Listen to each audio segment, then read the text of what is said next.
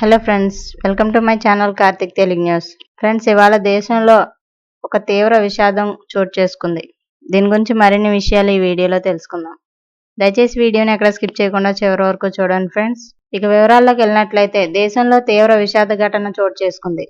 African వలసదారులతో ప్రయాణిస్తున్న పడవ ఆదివారం యమన్ తీరంలో బోల్తా పడింది. ఈ ఘటనలో 68 మంది చనిపోయారు, 74 మంది గల్లంతయ్యారని ఐక్యరాజ్య సమితి వలస సంస్థ వెల్లడించింది.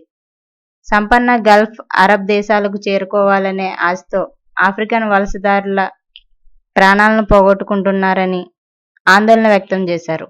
పడవ ప్రమాదంలో కేవలం 12 మంది వలసదారులు మాత్రమే ప్రాణాలతో బయటపడ్డారని స్థానిక వార్తా సంస్థలు తెలిపాయి.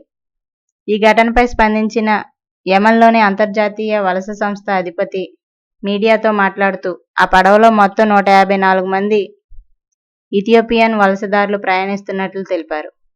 ఈ ప్రమాదంలో ప్రాణాలు కోల్పోయిన వారిలో 54 మంది మృతదేహాలు కన్ఫర్ జిల్లా తీరంలో లభ్యమయ్యాయని పేర్కొన్నారు.